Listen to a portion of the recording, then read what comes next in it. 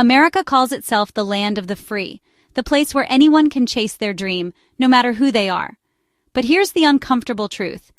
Everyday Australians are enjoying freedoms that millions of Americans don't even realize they're missing.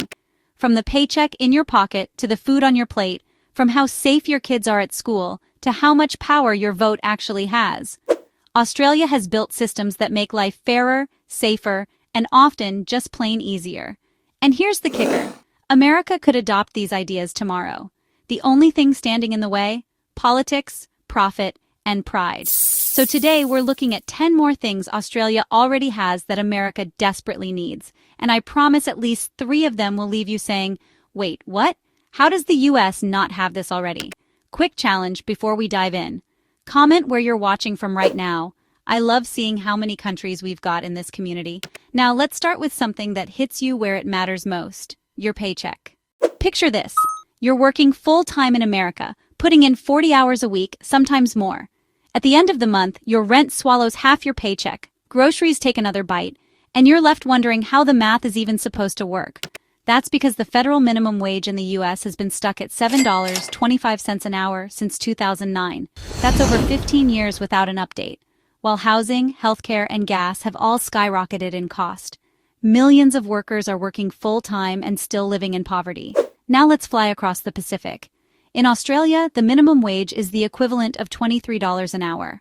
That's not a typo. More than triple the American baseline. And it's not just symbolic. It means people working full-time can actually pay rent, buy food, cover bills, and still have money left to enjoy life. Meanwhile, in the US, millions of workers rely on tips or second jobs just to scrape by. Poverty wages aren't an accident. They're the system. So here's the challenge for you. Imagine your boss was legally required to pay you $23 an hour. What's the first thing you'd do with that extra money? Travel? Pay off debt? Finally breathe a little easier? Drop your answer in the comments. I want to see where that money would make the biggest impact.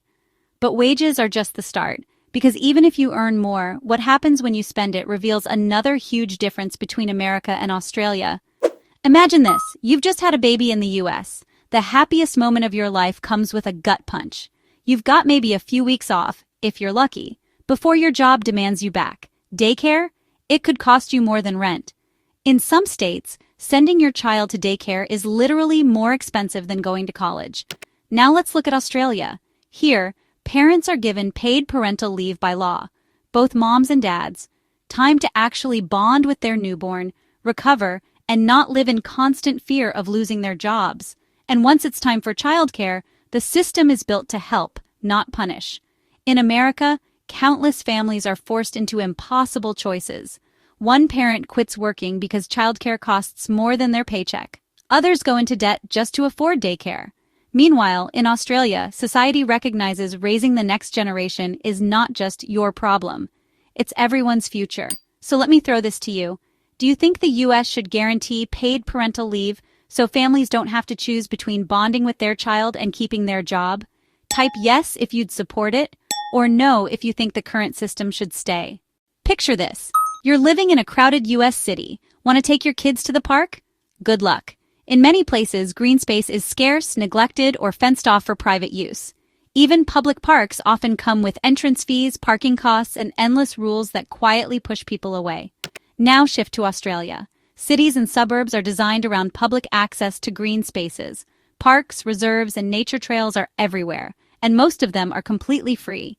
Families spread out for barbecues, kids run wild in wide-open playgrounds, joggers and cyclists zip by on well-kept paths.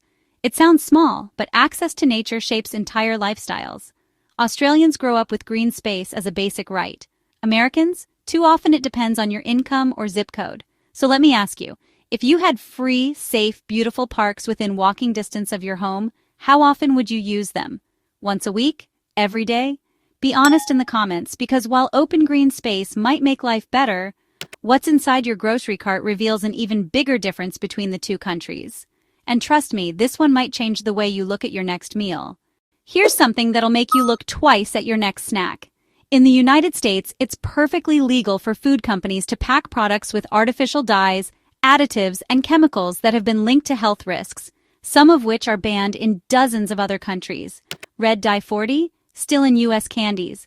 Potassium bromate, allowed in American bread, brominated vegetable oil, you'll find it in US sodas.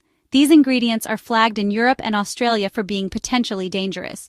But in the US, profit outweighs protection. Now, in Australia, food laws are stricter. Many of those additives don't even make it onto shelves. Ingredients have to pass higher safety standards, and labeling is clearer, so consumers actually know what they're eating.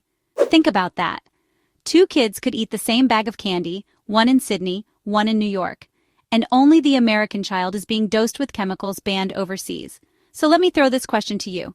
Would you rather pay a few cents more for food that's safe, or keep things cheap and loaded with shite you can't even pronounce? Drop safe or cheap in the comments. I'm curious where you stand. But what's on your plate isn't the only thing that affects your safety. Because in Australia, danger on the roads is handled very differently. Driving in America can feel like a gamble. Speeding is common, drunk driving accidents are tragically routine, and seatbelt laws vary wildly state by state. Combine that with long commutes and outdated infrastructure, and the US has one of the highest traffic fatality rates among wealthy nations. Australia, on the other hand, treats road safety like a public health mission. Strict drink driving laws mean getting caught over the limit isn't just a slap on the wrist, it's life-changing. Random breath testing is common, speed cameras are everywhere, and public safety campaigns flood the airwaves to remind people that rules are rules for a reason. The result? Fewer deaths per capita, fewer accidents, and a culture where reckless driving isn't brushed off as just part of life. Roads aren't perfect, but they're far safer than the free-for-all often seen in America. So let me ask you directly, do you feel safe driving in your city? Yes or no? Because if your answer is no, you're not alone. Here's one of the most brutal contrasts. In America, millions of people are forced to choose between paying for groceries or paying for medicine. Life-saving drugs like insulin can cost hundreds of dollars per vial. In fact, the US pays more than any other wealthy country for prescriptions, sometimes 10 times the price Australians pay for the exact same drug. Now, in Australia, medicine is affordable by design. Thanks to something called the Pharmaceutical Benefits Scheme, prescription prices are capped. The government negotiates with drug companies to keep costs low, so nobody has to go bankrupt just to stay alive. A month's supply of insulin in Australia might cost the price of a takeout meal. In the US, it can cost more than a week's paycheck. This isn't just numbers, it's survival. In America, there are families rationing medicine, skipping doses, or crowdfunding their treatment. In Australia, that scenario is almost unheard of. So here's the gut check. If you could cut just one medical expense in your life down to almost zero, what would it be? Insulin? Inhalers? Something else? Drop it in the comments, because your answer might match millions of other people watching right now. Number 7. Ranked choice voting and independent elections. In the US, elections feel like chaos. Billions of dollars flood campaigns, third-party candidates are dismissed as spoilers, and every cycle leaves nearly half the country feeling like their vote didn't count. Add partisan-run election boards, endless gerrymandering fights, and low turnout, and you've got a democracy that often feels broken. Australia? The system works differently. Voting isn't just mandatory. It's designed to be fair. Instead of picking just one candidate, Australians use ranked choice voting. That means you don't waste your vote on someone you like but think can't win. You rank candidates in order of preference, and the system makes sure the winner has majority support. On top of that, elections are overseen by an independent commission. No partisan governor deciding where polling places go. No endless lawsuits over ballot designs. The rules are clear, simple, and fair across the board. Number 8. No tipping culture. Here's a small difference with a huge impact. In America, servers often rely on tips just to survive. That means your meal isn't just about food, it's a gamble for someone's paycheck. In Australia, tipping barely exists. Why? Because wages are already fair and livable. Servers, bartenders, and restaurant staff earn enough to cover their lives without relying on the kindness of strangers. The impact is subtle but powerful. Dining out becomes simple, fair, and stress-free. Staff can focus on providing good service, not fretting about losing money if someone leaves a cheap tip. And diners can enjoy their meals without guilt or anxiety. So here's a question. Would you prefer a tipping-free system where everyone earns fairly, or keep the American tipping culture as it is? Type fair or tip in the comments. I'm curious what you think. Number 9. Work-life balance and 38-hour weeks. Americans love to brag about the grind. Long hours, unpaid overtime, weekends spent answering emails. It's almost a badge of honor. But here's the brutal truth. Studies show overworked employees are less productive, more stressed, and more likely to burn out. Now look at Australia. The standard work week is 38 hours, and overtime is carefully regulated. Paid vacation, sick leave, and public holidays are a baseline expectation, not a luxury. Taking breaks, spending time with family, going to the beach, hiking, or simply resting is built into the culture. This isn't just about comfort. It's about health, happiness, and productivity. Australians live longer, feel less stressed, and enjoy life outside the office. So imagine this for a moment.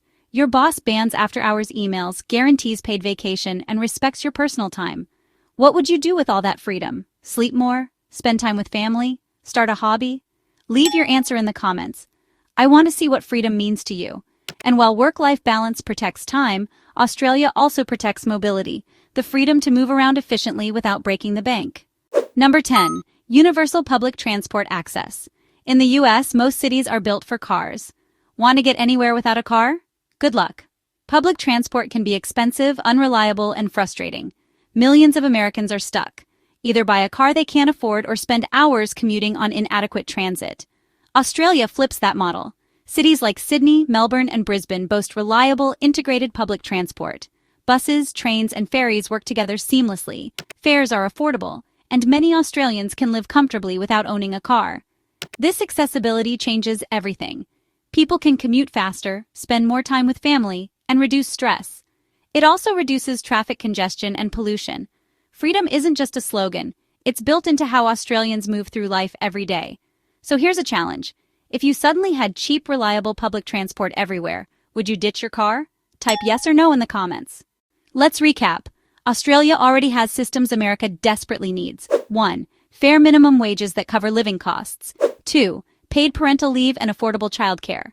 3. Public parks and green spaces everyone can enjoy. 4. Strict food standards keeping chemicals out of diets. 5. Safer roads and stronger driving laws. 6. Affordable prescription drugs that don't bankrupt families. 7. Ranked choice voting and independent election oversight. 8. No tipping culture that makes wages fair. 9. Work-life balance with regulated hours and paid vacation. 10. Universal public transport that gives freedom of movement. The U.S. has the resources, the wealth, and the technology to adopt every single one of these ideas tomorrow. The question is not, can it be done? It's whether Americans will fight to change systems that benefit the few at the expense of the many.